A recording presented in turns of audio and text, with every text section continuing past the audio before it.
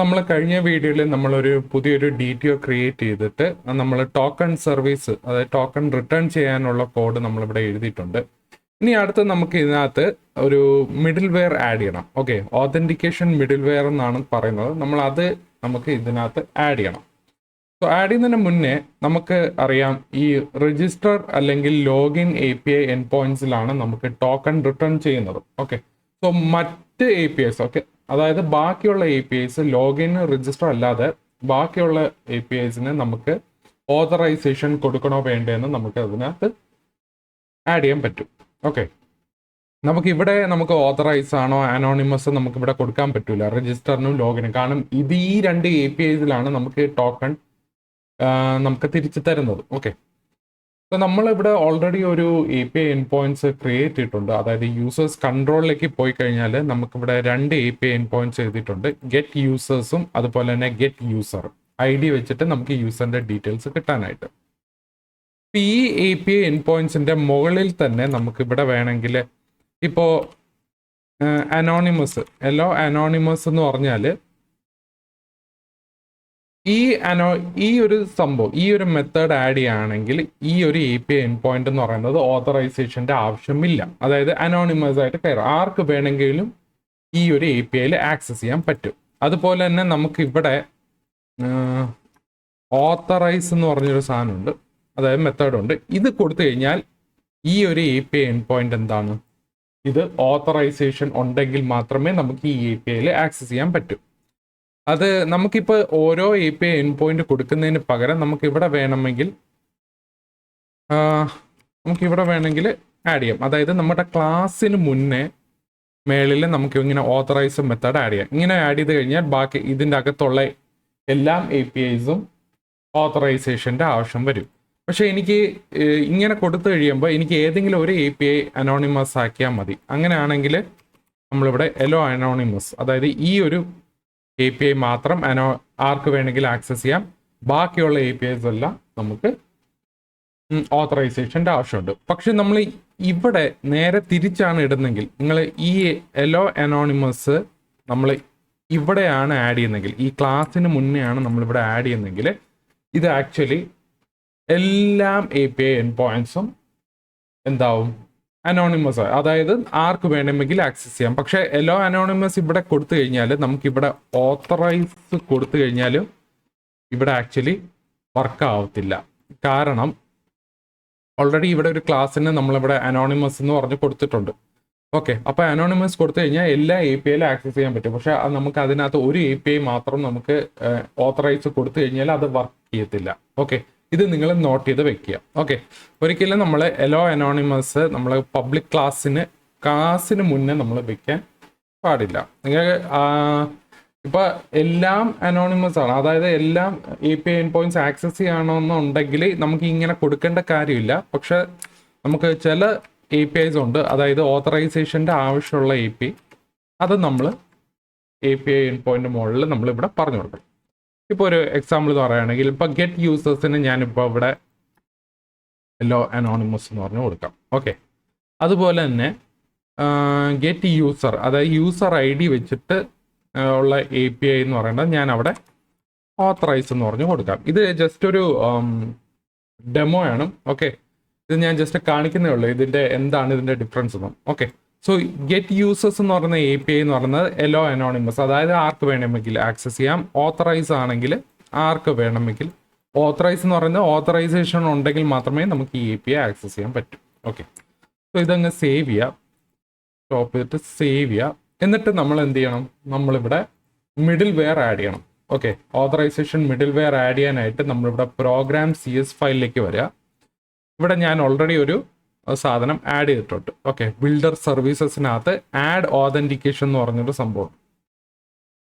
Add authentication മെത്തേഡിനകത്ത് നമുക്ക് വേണ്ടത് JWT bearer ഡീഫോൾട്ട്സ്. ഇത് ആക്ച്വലി ഒരു NuGet പാക്കേജിൽ നിന്ന് എടുത്തതാണ്.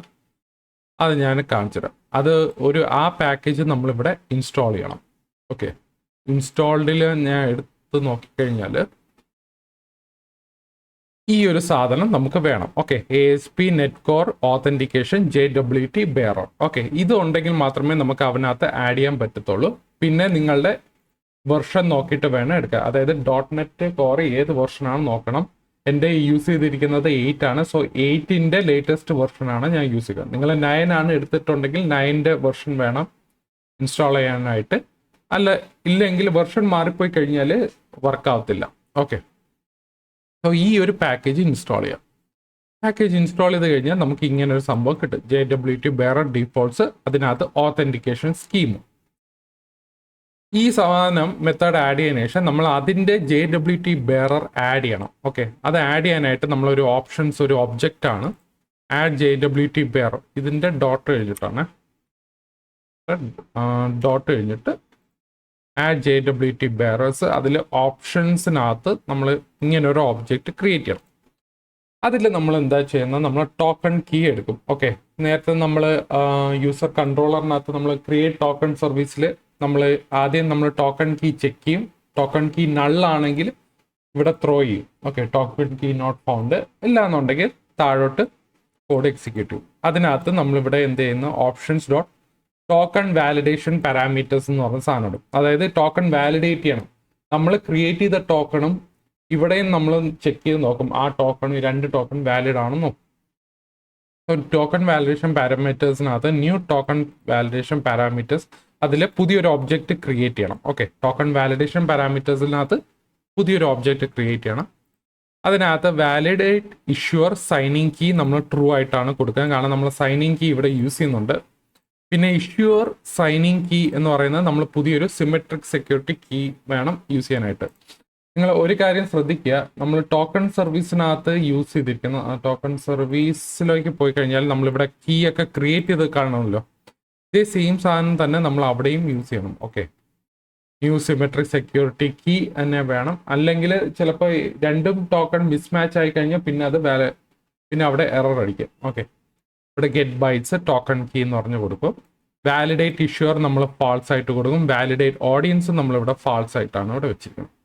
ഓക്കെ, സോ ഈ ഒരു ബിൽഡർ സർവീസ് നമ്മളിവിടെ ക്രിയേറ്റ് ചെയ്തിട്ടുണ്ട്. ഇതാണ് നമ്മുടെ മിഡിൽ വെയർ.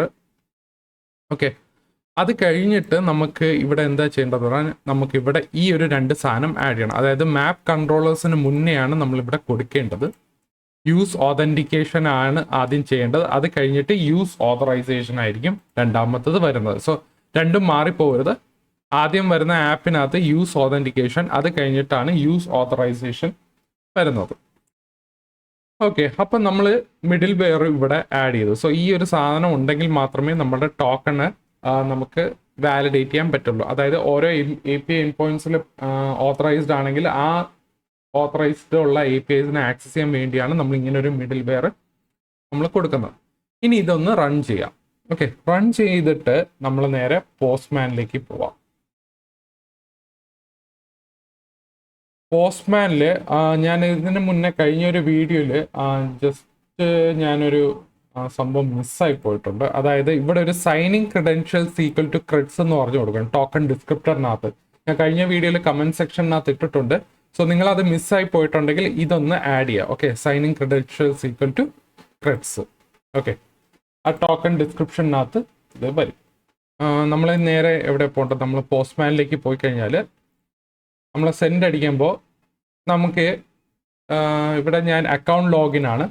സോ അക്കൗണ്ട് ലോഗിനിൽ ചെയ്യുമ്പോഴാണ് നമുക്ക് ടോക്കൺ കിട്ടുന്നത്. സോ യൂസർ നെയിം ഉണ്ട്, ടോക്കൺ ഉണ്ട്. സോ ഈ ടോക്കൺ വെച്ചിട്ടായിരിക്കും ബാക്കി നമുക്ക് കിട്ടുന്നത്.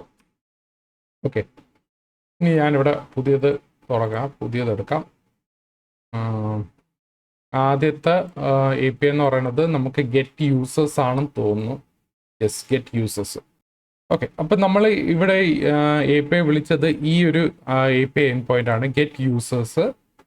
അതിനകത്ത് നമുക്ക് സെൻഡ് അടിച്ചു കഴിഞ്ഞാൽ നമുക്കിവിടെ റെസ്പോൺസ് വന്നിട്ടുണ്ട്. കാരണം ഇത് അനോണിമസ് API എൻഡ് പോയിന്റ് ആണ്, അതായത് ആർക്ക് വേണമെങ്കിൽ ആക്സസ് ചെയ്യാം. ഇത് അൺഓത്തറൈസ്ഡ് ഉള്ള സാധനമാണ്. ഇനി നമുക്ക് ഓത്തറൈസ് ഉള്ള API എൻഡ് പോയിന്റ് വിളിക്കണം. ഓക്കെ, API എൻഡ് പോയിന്റ് വിളിക്കാനായിട്ട് നമ്മളിവിടെ users/1 കൊടുത്തു കഴിഞ്ഞാൽ നമുക്കിവിടെ 401 അൺഓത്തറൈസ്ഡ് വരും. കാരണം ഇത് ഓത്തറൈസ്ഡ് API എൻഡ് പോയിന്റ് ആണ്. അപ്പം നമ്മളിവിടെ എന്ത് ചെയ്യണം, നമുക്ക് ഓത്തറൈസേഷൻ സാധനം കൊടുക്കണം.